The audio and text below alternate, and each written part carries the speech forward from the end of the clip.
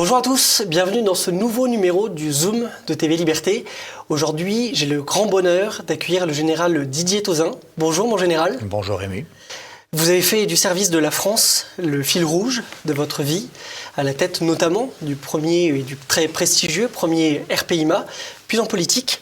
Vous publiez aujourd'hui vos mémoires chez Mareuil Éditions, des mémoires bien évidemment disponibles sur la boutique en ligne de TVL. Leur titre, « Apprends-lui à aimer la France, à en crever ». Ce titre, mon général, est une citation. Pouvez-vous nous dire de qui elle est et dans quel contexte elle a été écrite? Elle surprend quelques personnes, cette citation. Ce titre surprend quelques personnes. Il vient d'une lettre écrite par mon père à ma mère le 30 mai 1954. Je n'avais pas encore 4 ans, n'est-ce pas? Et ma mère a reçu la lettre en juillet 1954. J'étais à côté d'elle. Elle s'est écroulée en pleurs. « Je saute ce soir sur Dien Bien Phu. Fais de mon fils un officier et apprends-lui à aimer la France en crever. » Donc ce titre, je l'ai repris pour rendre hommage à mon père, qui est rentré de Dien Bien Phu, mais très grièvement blessé. Ça a beaucoup marqué notre famille jusqu'à la fin de ses jours. Votre papa qui a connu les camps Viet Minh, et vous racontez dans vos mémoires qu'il a fallu 4 mois entre la réception de cette lettre et le moment où votre famille apprend que votre père est sain et sauf. Exactement, ouais, c'est ça. Nous avons passé, 6 mois, enfin 4 mois ou 6 mois, peu importe, sans avoir de ses nouvelles.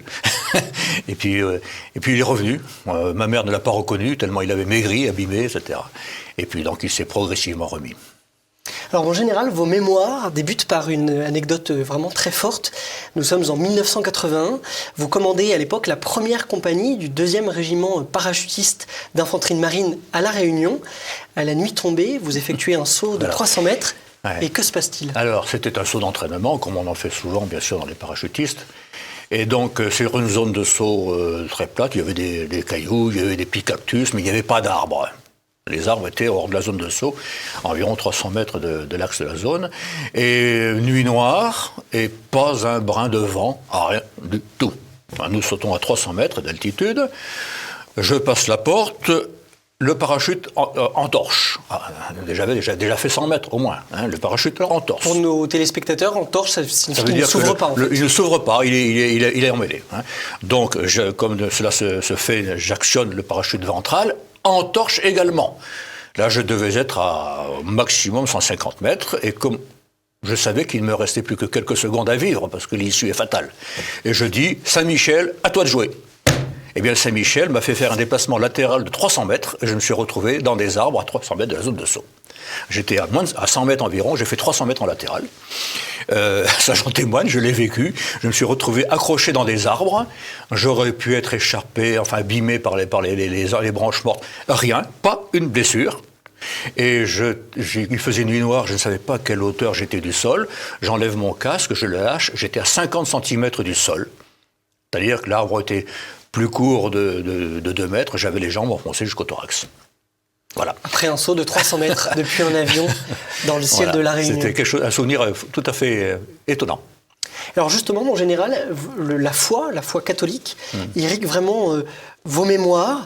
Elle semble consubstantielle à votre vocation. Dans ces mémoires, vous témoignez notamment d'une retraite spirituelle décisive en 1975. Quel lien faites-vous entre votre engagement pour la France et l'engagement du croyant au service de Dieu? Alors, cette retraite ignatienne, j'y étais amené par un couple d'amis, des gens qui ont maintenant passé 90 ans, qui, après ma première opération, j'étais parti comme garde du corps de Fouet-de-Boigny, et là, après 2 ans à Saint-Cyr, l'école d'application, 1 an au premier PIMA, beaucoup de formation déjà, je prends enfin conscience de ce que je peux faire tuer des jeunes, des camarades, et me faire tuer. Et je me suis demandé, à quoi ça sert? Parce qu'à l'époque, j'avais une foi qui est tout à fait banale, quoi. C'était bien.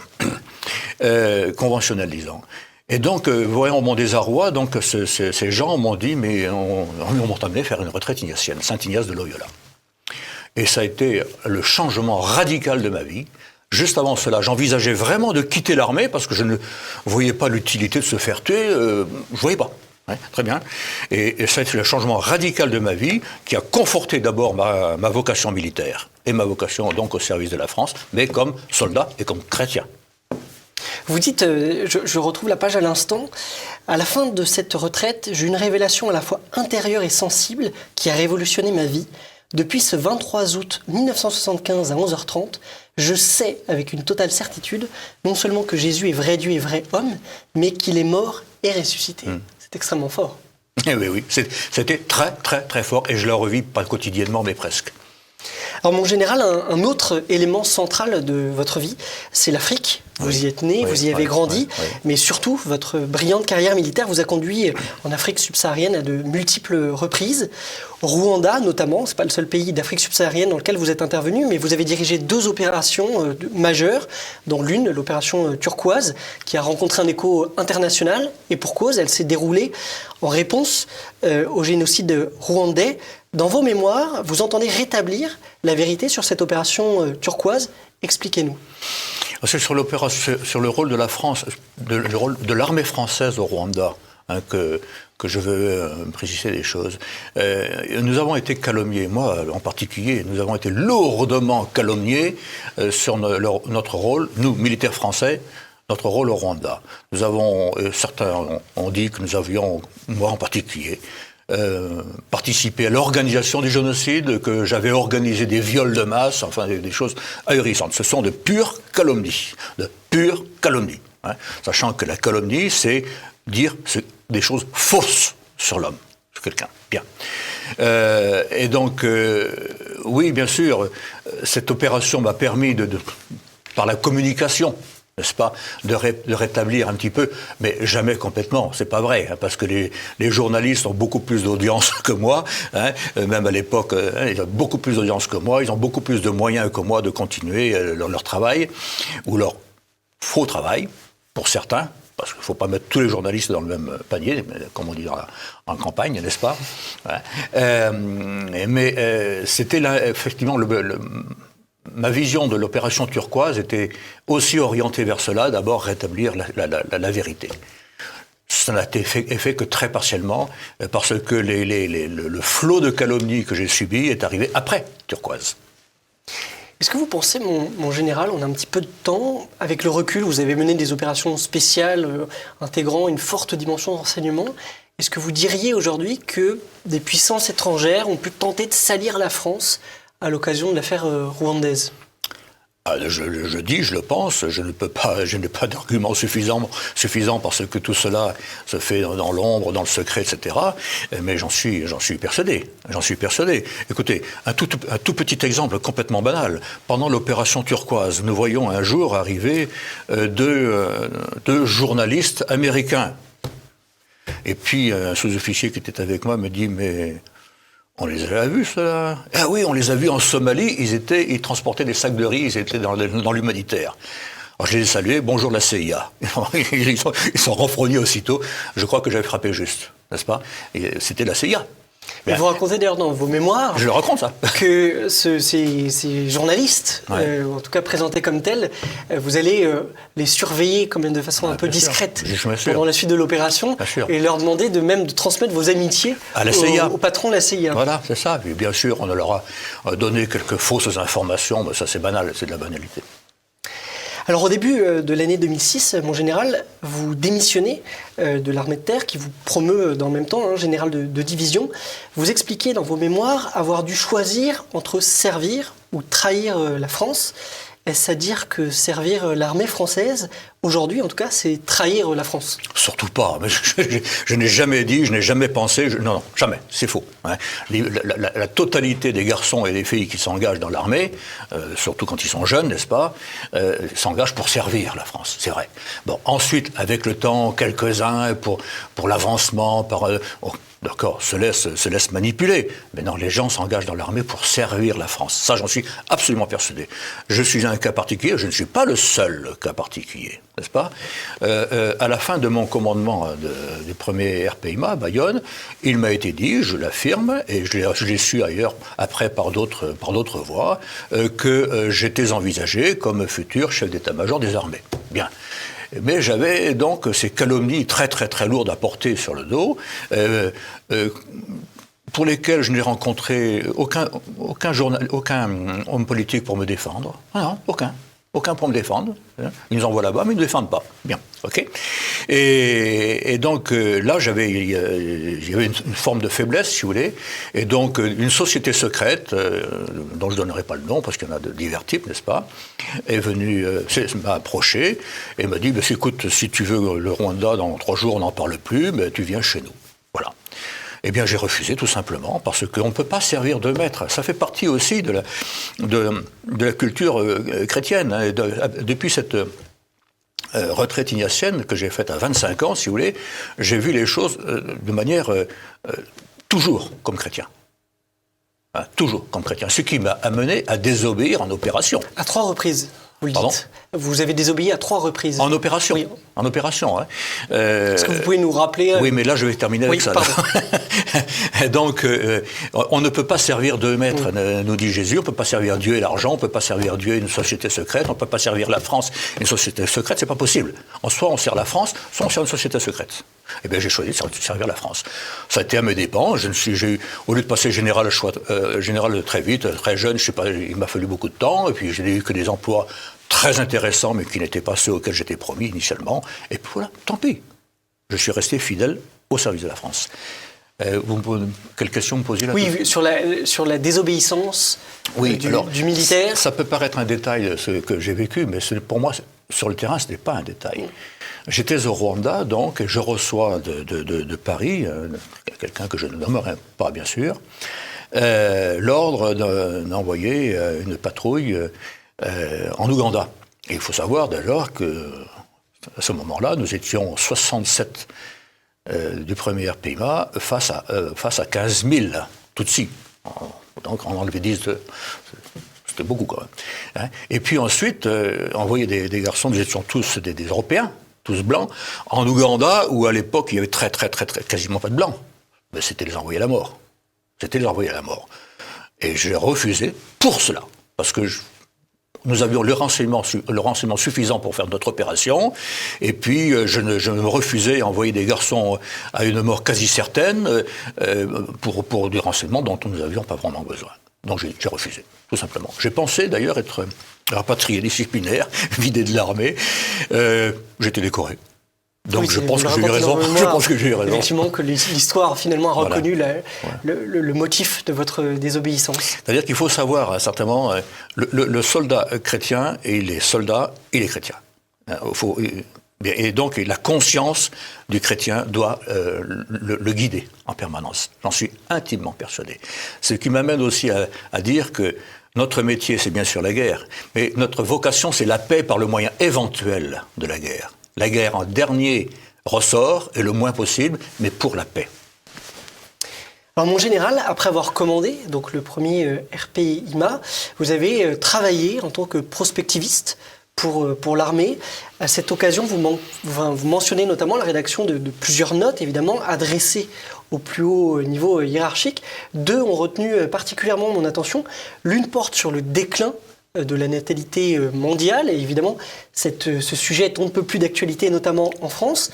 L'autre évoque l'indispensable sortie, en tout cas le jugez-vous, de la France de l'OTAN. Alors déjà, quelles conclusions avez-vous tirées à l'occasion de ces travaux, et qu'en ont fait les autorités politiques et militaires, enfin la hiérarchie militaire et les autorités politiques? Je ne sais pas ce qu'on a fait la hiérarchie militaire, elle a peut-être transmise aux politiques, mais les politiques n'en ont rien fait. Sont-ce des politiques? Au sens fort du terme, je dis non. Bien. En fait, ces études, si vous voulez, étaient dans le cadre d'une étude plus large. Nous devions imaginer, c'est en 94-15, nous devions imaginer ce que seraient les années 2020 à 2030, nous y sommes, n'est-ce pas, au niveau français, européen et mondial. Sachant que la prospective, c'est un travail intellectuel à partir de données fortes du passé, du présent, avec des tendances lourdes pour l'avenir. C'est un travail intellectuel, c'est pas une révélation divine, c'est pas de la prophétie, ça n'a rien à voir. Et donc, nous avions, bien sûr, comme donnée lourde de cette étude, la démographie mondiale, On savait déjà à l'époque, depuis une vingtaine ou peut-être même une trentaine d'années, qu'il y aurait un bouleversement démographique mondial et qu'il était en cours, n'est-ce pas? Là, la population africaine, d'Afrique subsaharienne, se développait énormément. De même, la population indienne, de même la population des pays Turquie, Iran, Irak, etc. On savait déjà que la population chinoise allait commencer à régresser à partir de 2020. On le savait. Aucun journaliste n'en parlait, aucun homme politique ne le prenait en compte, mais les spécialistes de la démographie le savaient. Donc nous avions pris cela en compte. De même, nous avions vu que travailler sur l'OTAN, sachant que l'OTAN était une alliance défensive contre l'URSS. Or, l'URSS venait de disparaître. Donc l'OTAN ne se justifiait plus. Ou alors, il fallait, comme le demandait la Russie renaissante, intégrer la Russie à l'OTAN et transformer l'OTAN pour en faire une alliance militaire de pacification du monde en vue de d'aider au développement des pays sous-développés. Ils étaient beaucoup plus sous-développés que maintenant, les pays africains en particulier, mais les autres aussi. D'accord ? Voilà. Eh bien, nos propositions n'ont manifestement pas été retenues. Je crois que les Américains n'en voulaient absolument pas de cette option. Nous avons vu, bien sûr, je ne sais plus qui exactement, mais à l'époque déjà, aux États-Unis, il y avait un courant de pensée selon lequel si la Russie se relève, on la détruira. Bien. Eh bien, moi j'affirme que les racines profondes de la guerre en Ukraine, elles sont là. Dans le refus de l'OTAN d'intégrer la Russie, dans le fait que l'OTAN est resté ce qu'il était, une alliance défensive qui, n'ayant pas d'ennemi, a dû s'inventer un ennemi. Et bien, le nouvel ennemi, c'était la Russie. Voilà. Et donc, les racines profondes de la guerre en Ukraine sont là, dans cette affaire-là, dans ce refus de transformer l'OTAN. Alors, mon général, après après le service militaire, vient pour vous le temps de l'engagement politique. Et en 2017, cette candidature, à la candidature à l'élection présidentielle, cette dernière a rencontré beaucoup d'enthousiasme, mais aussi de nombreux obstacles. Croyez-vous qu'il soit encore possible de changer les choses par l'engagement électoral ?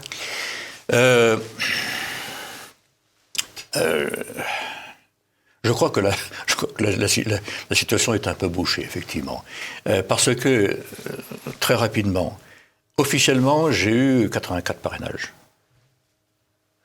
Certains bruits, dont je ne donnerai pas les sources, m'ont fait savoir que j'avais plus de 1000 parrainages. Bien. Où seront passés les autres, je sais pas. Mais est-ce vrai en plus, parce que je ne peux pas, j'ai pas d'éléments pour le prouver. Mais des gens solides qui m'ont dit ça. Ensuite, si vous voulez, ce que je sais, c'est qu'à un moment, il m'a été dit, écoute, si vous le voulez, mon général, acceptez-vous, mon général, d'être le candidat hors parti face à Marine Le Pen ? L'une des conditions était d'entrer dans une société secrète. J'ai refusé. Donc, voilà. Ça veut dire que le système est, complètement manipulé, complètement fermé maintenant. Il est tenu par les puissances d'argent, les sociétés secrètes, quelles qu'elles soient, parce qu'il y en a de divers types, n'est-ce pas ? Et puis par les partis politiques. En fait, nous sommes maintenant dans une situation de tyrannie des partis politiques, de tyrannie des idéologies. Sachant que toute idéologie, au bout du compte, même si elle prétend au départ le contraire, finit par asservir l'homme, asservir l'être humain à ce qu'elle recherche elle-même. Alors que la vocation de la politique, du moins dans la culture occidentale, qui est fondée sur le christianisme, la civilisation occidentale, il ne faut pas l'oublier, fondée sur le christianisme, qui a établi quelque chose que je crois exceptionnel et qui n'existe nulle part ailleurs à ma connaissance.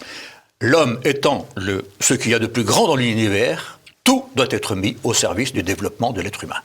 Aujourd'hui, avec le système des partis politiques, la tyrannie des partis politiques, eh bien, on aboutit à un asservissement progressif de tous les Français, que ce soit à l'argent, aux idéologies, au système, etc. Voilà.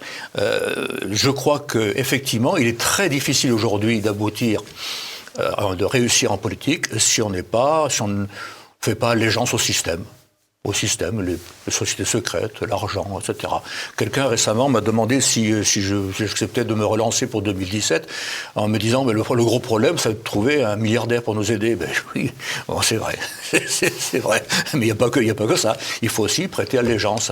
Donc je vois difficilement, voyez-vous, ceci étant, il est hors de question d'abandonner la partie parce que la France, c'est ma patrie, quoi. C'est notre pétrie. Hein. Et puis elle a quand même 2000 ans d'histoire derrière elle. Elle est très mal en point en ce moment, mais moi, je suis persuadé qu'elle se relèvera. Comment je ne sais pas. En général, justement, à défaut d'une solution politique, comparaison n'est pas raison, mais vous avez connu le théâtre africain, des guerres civiles. Est-ce que vous ressentez un peu les ferments d'une confrontation de ce type aussi sur notre territoire ? Ah oui, malheureusement, oui, c'est terrible à dire. Et les choses s'affirment chaque jour, si vous voulez, avec tous ces les coups de couteau, les viols de vieilles femmes, etc. La situation se tend de plus en plus dans notre pays. Il suffit maintenant d'une étincelle pour que la situation dégénère. Alors, guerre civile, je ne suis pas certain que ce soit une guerre civile au sens où on l'entend habituellement. Ça pourrait être une guerre à la fois, et pas uniquement en France d'ailleurs, hein, c'est vrai pour l'Europe et c'est vrai en bonne partie pour la quasi-totalité du monde, sauf certaines régions qui sont bien protégées. Mais ça serait des guerres à la fois religieuses, raciales, ethniques, sociales, politiques, débouchant sur une désorganisation complète et donc des problèmes de nourriture, de la famine, etc. On n'y est pas. Hein, et on peut encore l'éviter. Pour ça, il faut des gens qui veulent l'éviter. Alors, dernière question, en général, à l'amoureux de la France que vous êtes, la France peut-elle encore être sauvée, selon vous ? Ah, moi, je suis persuadé qu'elle le sera sauvée. Je suis persuadé qu'elle sera sauvée. Ah, par contre, si je peux m'exprimer ainsi, elle va prendre des baffes. Par le destin, par la force des choses. Hein. Parce que nous sommes partis... C'est nécessaire, peut-être, pour une prise de conscience ? Je pense que oui, je pense que d'une certaine manière, c'est nécessaire. Parce que nous avons quitté nous sommes éloignés radicalement du grand fleuve civilisationnel auquel s'abreuvaient nos ancêtres. Hein. On s'en est éloigné radicalement, si bien que maintenant, au lieu d'être... J'ai rencontré récemment un cardinal africain qui a à peu près mon âge, voilà, et qui m'a dit au cours d'une journée en voiture tous les deux, il m'a dit mais comment se fait-il que pourquoi la France, qui a porté le message du Christ pendant plus de 1000 ans, pourquoi maintenant elle porte le message de Satan ? C'est une parole de prêtre, de cardinal. Mais c'est un peu ça. Hein ? On a trahi notre vocation. La France a trahi sa vocation initiale, elle a trahi le message qu'elle devait porter. Donc, oui, je pense qu'elle va prendre de sérieuses baffes, hein, mais elle se remettra. Ça, j'en suis persuadé, et je le vois quasiment presque tous les jours maintenant avec la jeunesse française, hein, qui est une partie de la jeunesse française. Mais ce sont toujours les petits restes, qui refont les grandes choses. Il ne faut pas oublier qu'en 1940 à Londres, autour de Gaulle, ils étaient 40. Sur les Champs-Élysées en 1944, 40 millions. Ouais. Autour de Jésus, il y en avait 12, dont un traître. Et puis maintenant, on est 3 milliards ou 5 milliards, je ne sais pas exactement. Donc ce sont toujours des petits restes qui refont. Et ce petit reste en France, il existe. Il existe et il va continuer Et puis il y a aussi un autre phénomène dont on ne parle jamais sur les plateaux de télévision, dans les journaux, la conversion des musulmans. En France ou ailleurs. Ça pose des problèmes dans certains pays musulmans, du Maghreb ou d'ailleurs. La conversion des musulmans au christianisme, aux diverses formes de christianisme, pas forcément au catholicisme, mais en France aussi. Il y a des quantités de musulmans qui se convertissent. Et donc ça aussi, ça va changer les choses. La France renaîtra, j'en suis persuadé. Merci, mon général, pour ces paroles d'espérance. Je rappelle vos très très belles mémoires. Apprends-lui à aimer la France, à en crever, disponible sur la boutique TVL, qui paraissent aux éditions Mareuil. Merci à vous de nous avoir suivis. N'oubliez pas de partager cette vidéo, de commenter, de liker. À très bientôt sur TV Liberté.